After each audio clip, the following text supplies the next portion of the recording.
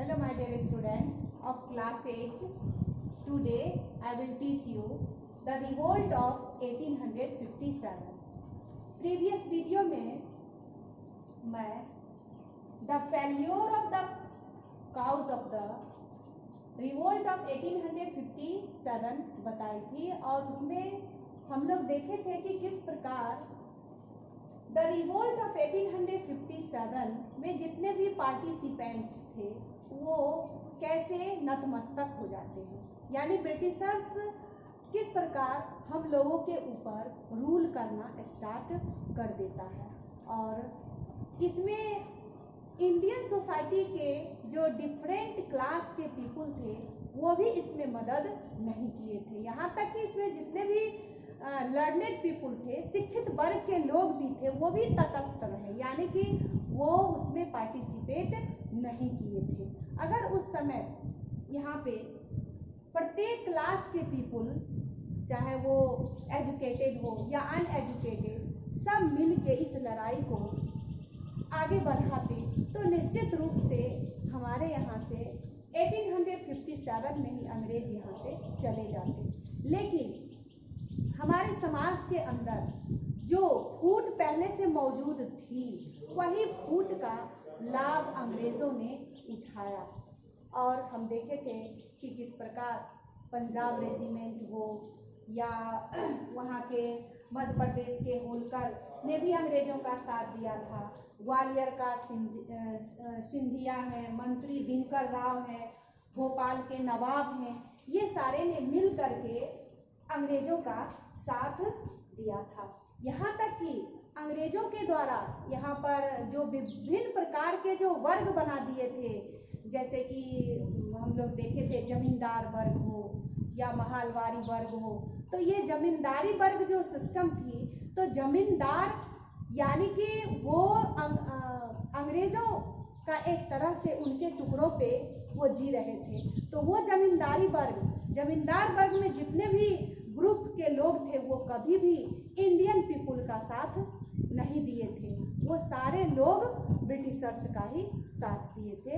तो इस प्रकार इन सारे ग्रुप्स ने मिल करके इस 1857 के रिवोल्ट को मतलब हम लोग हार चुके थे। फिर भी इस रिवोल्ट में हम लोग हार गए, मतलब रिजल्ट क्या था कि इस रिवोल्ट में हम लोग पूरी तरह से हार गए। लेकिन इसका इफेक्ट बहुत ज़्यादा यहाँ के पीपल पे या ब्रिटिशर्स के गवर्नमेंट, जो कॉलोनियल गवर्नमेंट यहाँ पे रूल कर रही थी, उन पे बहुत ज़्यादा इफेक्ट है। तो आज मैं बताने जा रही हूँ result and effect of the revolt. यानी रिजल्ट क्या था? रिजल्ट तो था कि हम लोग फेल हो चुके हैं, लेकिन इसका इफेक्ट क्या क्या है ये मैं डिफरेंट पॉइंट के तहत बताने जा रही हूँ। फर्स्ट पॉइंट आपको है end of companies rule and change introduced in the administrative setup. यानी कहता है एंड ऑफ कंपनीज रूल। हम जान रहे हैं कि हमारे यहाँ ब्रिटिश ईस्ट इंडिया कंपनी के द्वारा गवर्न किया जा रहा था, लेकिन कहता है end of the companies rule, और इस कंपनीज रूल का 1857 के बाद यानी 1858 में उसका एंड हो जाता है, यानी अंत हो जाता है उस कंपनी शासन का। And change introduced in the administrative setup, और जो उनका एडमिनिस्ट्रेटिव पॉलिसी थी उनको अलग किया गया। इसमें है India's administration transfer to the British crown. अब जो कंपनी के हाथों में थी व्यवस्था वो चली आई किनके हाथों में? ब्रिटिश क्राउन के हाथों में। तो उस समय वहाँ की ब्रिटिश क्राउन के रूप में वहाँ पे क्वीन विक्टोरिया थी, और क्वीन विक्टोरिया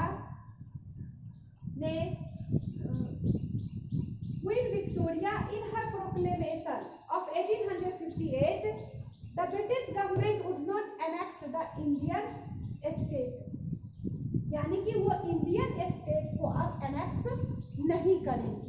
क्यों नहीं एनेक्स करेंगे?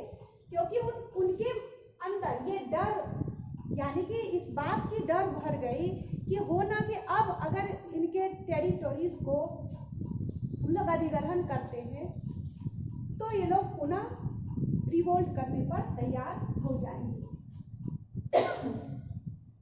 India council consisting of 15 members, और इसके इंडियन काउंसिल जो थे उसमें 15 मेंबर्स को रखा गया था। और ये सब एक्ट जो पास हुई थी, this act was passed on 2 अगस्त 1858 के द्वारा ये रूल पास हुई थी, और जिसके तहत ये कंपनी के रूल का भी अंत होता है। जो यहाँ पे गवर्नर जनरल थे, गवर्नर जनरल के पोजीशन को हटा करके यहाँ पे वायसराय का पद दिया गया था, और वायसराय के साथ एक सेक्रेटरी का भी पद निश्चित किया गया था, यानी creation of the post of the secretary of the state of India, यानी कि गवर्नर जनरल के स्थान पे वायसराय, और वायसराय के साथ एक सेक्रेटरी के पोस्ट का भी क्रिएशन फॉर्मेशन किया गया था।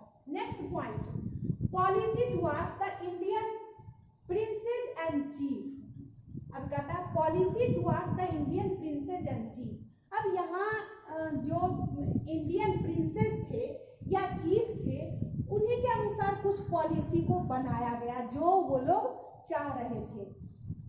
जैसे कि queen Victoria declared in her proclamation of 1858 that the British government would not annex the Indian state, यानी कि वो इंडियन स्टेट को अब एनेक्स नहीं करेंगे, अपने टेरिटोरी में बार बार उसको अधिग्रहण नहीं करेंगे। क्यों नहीं अधिग्रहण करेंगे? क्योंकि उनको अब रिवोल्ट का, अपराइजिंग का डर बना हुआ था। नेक्स्ट है रीऑर्गेनाइजेशन ऑफ द आर्मी। अब आर्मी को पुनः रीऑर्गेनाइज किया गया था। रीऑर्गेनाइजेशन यानी कि आर्मी में भी बहुत सारे ब्रिटिशर्स आर्मी या इंडियन आर्मी दोनों में ढेर सारे डिस्टिंक्शन वहाँ देखे गए थे।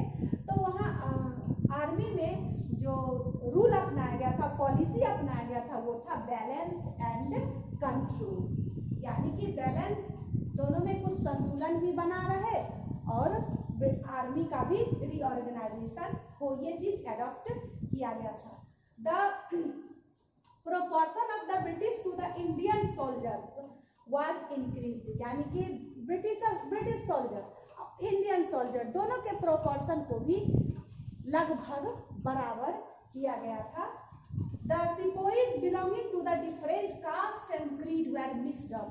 अब जो सोल्जर में विभिन्न प्रकार के उसमें कास्ट क्रीड इन सब को हटा करके सारे इंडियन पीपुल को एक सामूहिक रूप से सोल्जर में लिया जाने लगा था। तो अब इसके 2 और पॉइंट बच चुके हैं, नेक्स्ट वीडियो में मैं बताऊंगी। धन्यवाद।